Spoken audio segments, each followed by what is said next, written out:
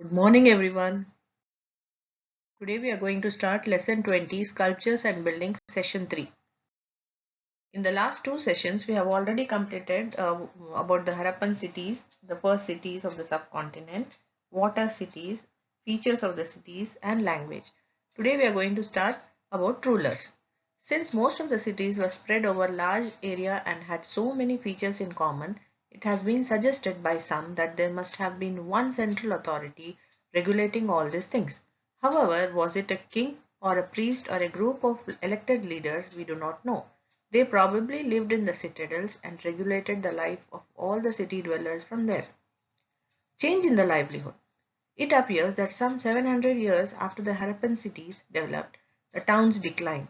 Trade and artisanal production declined and people moved out of the cities to villages. In fact, some historians believe that many rivers which flowed, though this area dried up and people shifted further eastwards towards Ganga River.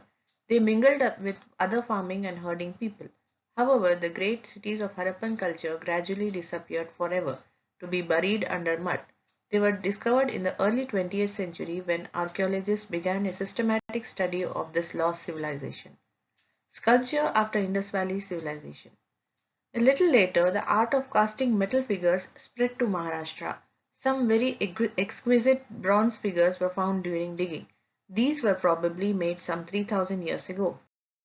In this slide, you can see Indus Valley civilization. That is, you can see in the map Harappa, Mohenjo-daro, Lothal, and Mehergarh.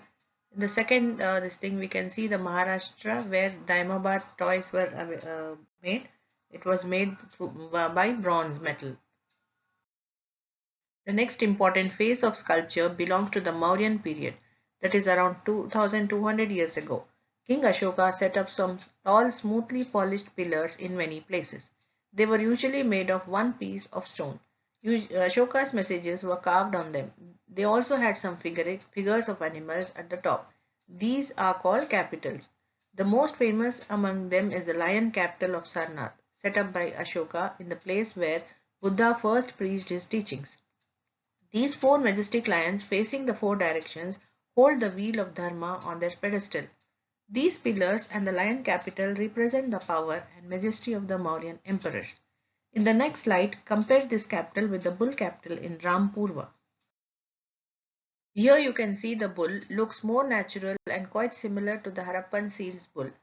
This is lion capital of Sarnath. The lion capital of Ashoka of Sarnath is taken as our national emblem. The national emblem of India is adaptation of this lion capital of Ashoka of Sarnath. It was adopted as our emblem on 26 January 1950 when India became a republic.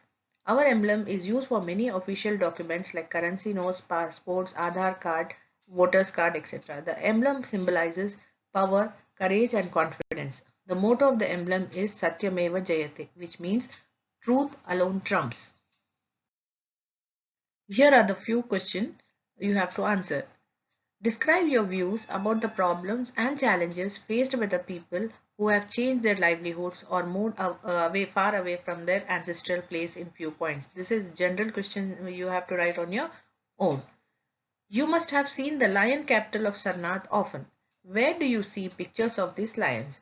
Please answer this question and send it to my personal WhatsApp number. Thank you.